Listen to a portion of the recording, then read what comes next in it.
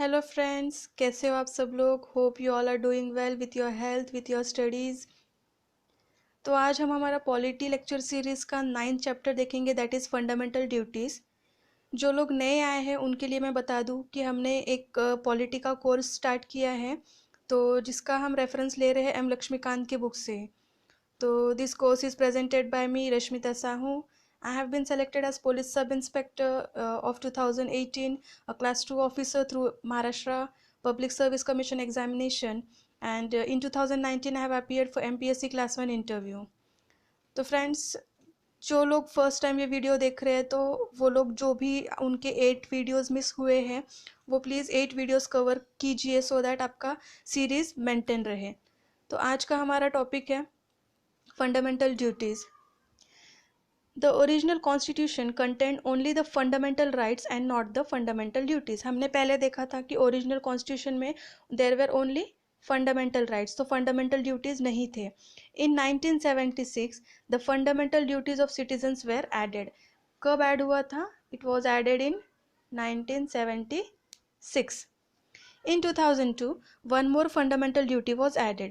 तो fundamental duties दो बार add हुए थे, one was in 1976 and the other was in 2002. The fundamental duties in India are inspired by the constitution of USSR, that means Russia. तो हमने fundamental duties किससे लिया? Point to be noted, हमने fundamental duties कहाँ से लिए हैं? Russia से लिए हैं। Japanese constitution is the only democratic constitution in the world which contains a list of duties of citizen. मतलब जापानीज कॉन्स्टिट्यूशन है जिसमें फंडामेंटल ड्यूटीज का लिस्ट है। Okay, this question is also frequently asked in examination. तो पहले आपको यहाँ पे क्या याद रखना है? ये याद रखना है कि फंडामेंटल ड्यूटीज हमने रशिया से लिया है, और दूसरा है कि हमने जापानीज कॉन्स्टिट्यूशन में हमने देखा कि there is a list of duties. Okay, तो अब हम आगे बढ़ते हैं। स्वरण सिंह कमेटी, तो हमने ये और एक इसमें जो इम्पोर्टेंट पॉइंट है वो है कि फंडामेंटल ड्यूटीज़ जो थे it was recommended by home. कौन सी कमेटी ने रिकमेंड किया था? ये भी एग्जाम में बार बार पूछा जाता है। It was Sardar Swaran Singh committee, और उन्होंने 1976 में ये रिकमेंडेशन दिया था and he was a member of Congress party. It stressed that the citizens should become conscious that in addition to the enjoyment of rights, they also have certain duties to perform well. उन्होंने क्या बोला था कि citizens को हमने right तो दे दिया है, but right के साथ साथ उन्हें हम लोग एक ड्यूटीज भी उन्हें निभानी चाहिए। तो इसीलिए सरदार स्वरण सिंह कमेटी ने वो रिकमेंडेशन फंडामेंटल ड्यूटीज का किया था। The 42nd Constitutional Amendment Act of 1976 added a new part, namely Part 4A. तो ये कौन सा है? आपको ये याद रखना है। फंडामेंटल ड्यूटीज किस में है? It is in part 4A। ये क्वेश्चन भी हमेशा पूछा जाता है। This new part consists of only one article. Fundamental duties में single article है, that is Article 51A, which for the first time specified a code of 10 fundamental duties. Total fundamental duties कितने थे? आपको यहाँ पे क्या क्या याद रखना है? It was Sardar Swaran Singh committee, Part 4A, and total 10 fundamental duties. The Swaran Singh Committee suggested the incorporation of 8 fundamental duties in the Constitution, but the 42nd Constitutional Amendment Act included 10 fundamental duties. तो Swaran Singh committee जो था उन्होंने तो बस 8 fundamental duties ही बताए थे, लेकिन हमारे कॉन्स्टिट्यूशन ने क्या किया, उसमें और 2 फंडामेंटल ड्यूटीज़ ऐड किए हैं। तो आपको याद क्या रखना है? It was Swaran Singh committee, it is included in part 4A, उसमें एक ही आर्टिकल है, that is article 51A। Swaran Singh committee ने 8 ड्यूटीज बताए थे, बट कॉन्स्टिट्यूशन ने 10 अडॉप्ट किए हैं। Next, certain recommendation of the committees were not accepted by the Congress party and hence they were not incorporated in the constitution.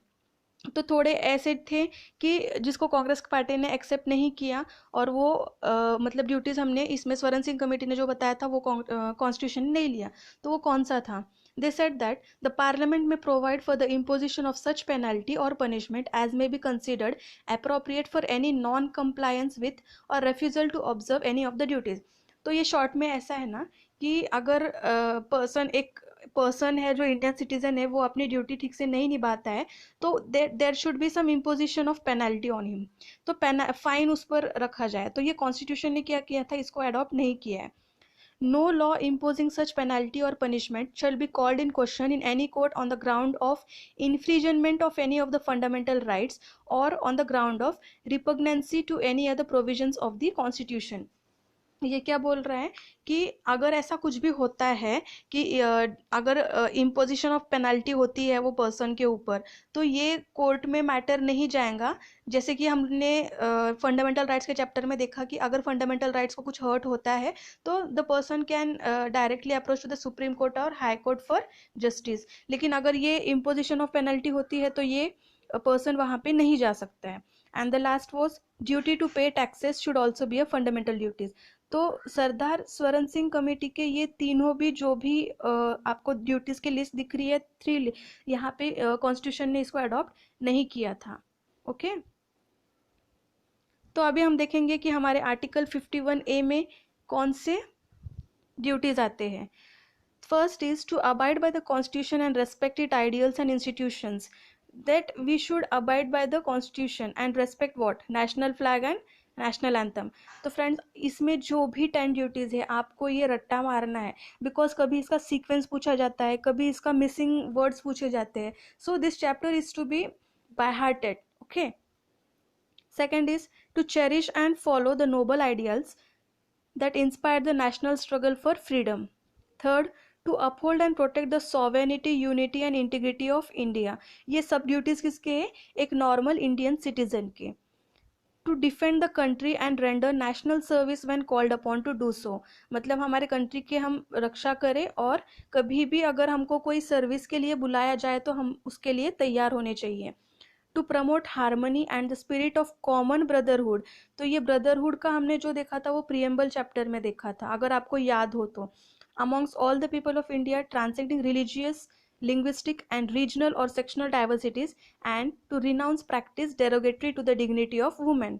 ठीक है, तो we should respect women, we should promote harmony, और we can say the spirit of common brotherhood, ऐसे, ठीक है ना। तो यहाँ पे हम लोगों ने क्या करना चाहिए कि ये ड्यूटीज हमने खुद से ये करना चाहिए। The next is to protect and improve the natural environment including forest, lakes, rivers and wildlife, and to have compassion for living creatures. तो ये तो हमारी मतलब कॉमन ड्यूटी है सबकी कि वो हम लोग नेचुरल एनवायरनमेंट की रक्षा करें, उसका मतलब उसको इम्प्रूव करने की कोशिश करें, जैसे कि फॉरेस्ट हो, लेक हो, रिवर्स हो या वाइल्ड लाइफ हो। Okay, to develop scientific temper, humanism and the spirit of inquiry and reform. Next is to safeguard public property and to abjure the violence, तो पब्लिक प्रॉपर्टी का ध्यान रखें, ये हमारा एक ड्यूटी है। To strive towards the excellence in all the spheres of individual and collective activity so that the nation constantly rises to higher levels of endeavour and achievements, मतलब हर जो भी हमारी व्हाट वी से स्टेजेस होते हैं, जो भी कॉम्पिटिशन्स होते हैं, उसमें हम एक्सेल करें, ठीक है। मतलब एक इंडिविजुअल ने कलेक्टिवली ये सब काम करना चाहिए सो दैट आवर नेशन, मतलब इंडिया का अचीवमेंट बहुत हायर लेवल पे जाए। The next is to provide opportunities for education to his child और ward between, this is quite important. Age देखो 6 to 14 ईयर्स है, ये आपको एज याद रखना है, 6 to 14 ईयर्स है। और जो हमने पहले इसमें देखा था कि one fundamental duty was added in 2002, तो यही है वो fundamental duty that was added in 2002 by the 86th constitutional amendment act. Now we'll see the features of fundamental duties. Following points can be noted with regard to the characteristics of fundamental duties. Some of them are moral duties while others are civic duties. अभी हम देख सकते हैं, हमने जो पहले देखे 10 duties, उसमें से कोई moral duties थे और कोई civic duties थे। For instance, for example, cherishing noble ideals of freedom struggle is a moral, जो हमने fundamental duty point number 2 देखा था। And respecting the constitution, national flag, ये क्या है? That are civic duty. Okay. They refer to such values which have been a part of Indian tradition, mythology, religion and practices. तो हम इसको क्या बोल सकते हैं? They essentially contain just a codification of task integral to the Indian way of life.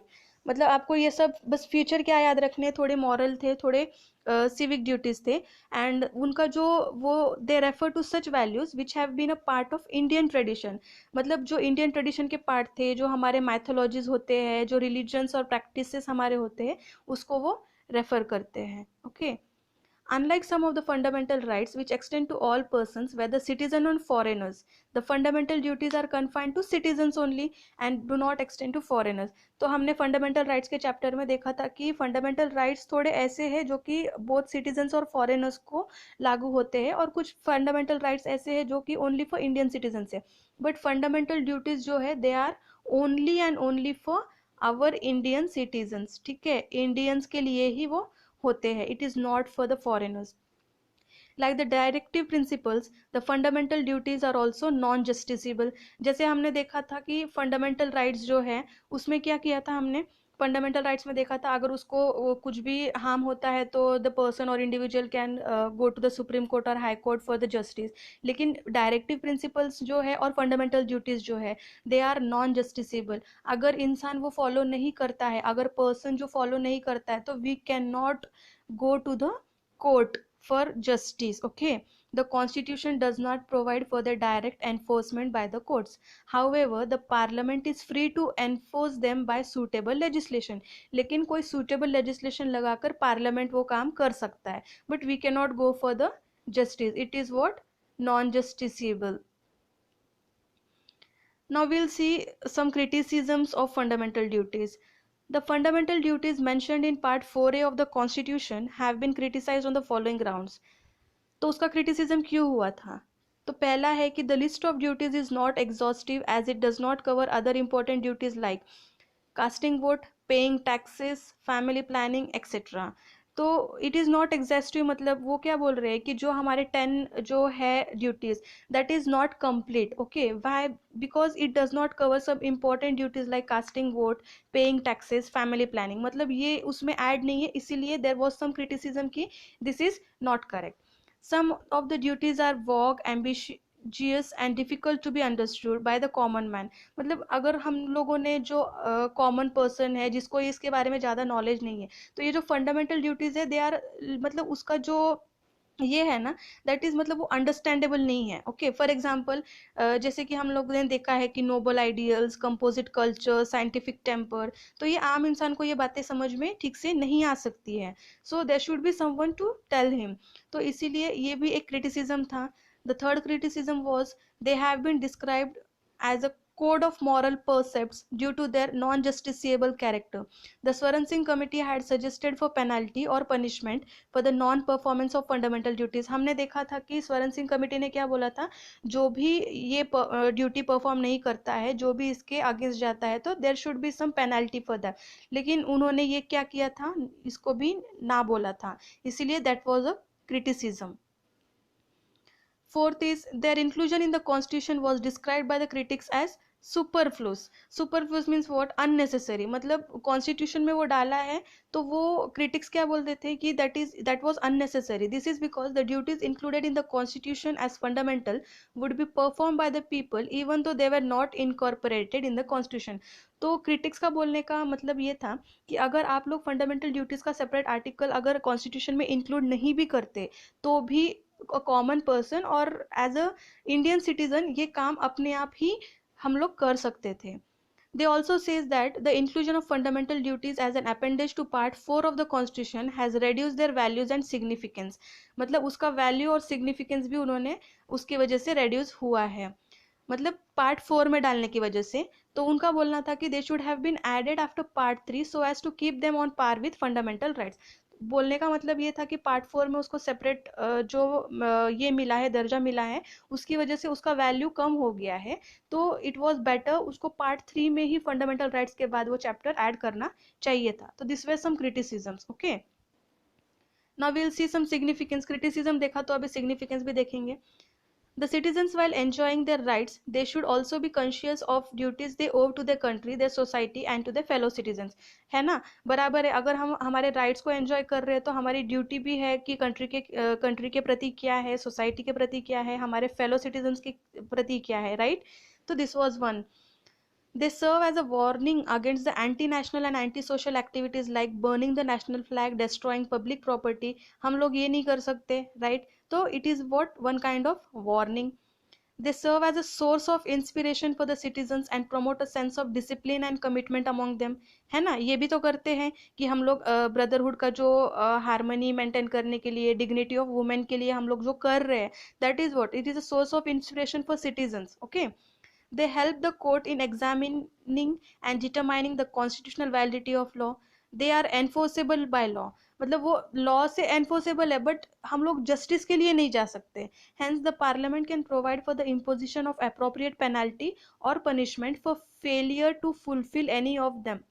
मतलब हमने penalty तो लगाई नहीं है, बट पार्लियामेंट के पास एक पावर है कि they can provide for the imposition of appropriate penalty और punishment for the failure to fulfil any of them. So friends, अभी हम थोड़े से एमसीक्यूज देखेंगे रिलेटेड टू दिस टॉपिक. पहला है कि fundamental duties were added on the recommendation of which committee. I hope you all are getting it. तो उसका आंसर है it is Swaran Singh committee. Second question, which of the following statement is true with respect to 42nd Constitutional Amendment Act? First is fundamental duties were incorporated into the Constitution of India by 42nd CA 1976. 10 fundamental duties were added by this amendment. The 11th fundamental duty was incorporated by 86th Constitutional Amendment Act of 2002. ठीक है friends, तो हमने chapter में देखा था कि वो 42nd constitutional amendment से ऐड हुआ था. फर्स्टली देयर वर 10 और 11th कब ऐड हुआ? In the year 2002 by 86th constitutional. तो इसका क्या था? फ्रॉम 6 to 14 ईयर्स के जो भी बच्चे हैं उनको एजुकेशन के लिए था. तो our answer is 1, 2 and 3. Next is the 86th Constitutional Amendment Act 2002 puts duty on parent or guardian to provide information for education to his child or ward in the age of, मैंने पहले ही बताया आपको 6 to 14 हमेशा याद रखना है. The Constitution of India adopted fundamental duties from the Constitution of what? USSR, that is Russia. Which among the following is not a fundamental duty of citizen? अगर आपको पता हो तो आप मुझे कमेंट सेक्शन में ये आंसर बताइए. Okay friends, so friends this is all from my side. अगर आपको कोई भी डाउट हो, कोई भी क्वेश्चंस हो, तो आप मुझे कमेंट सेक्शन में आकर पूछ सकते हो.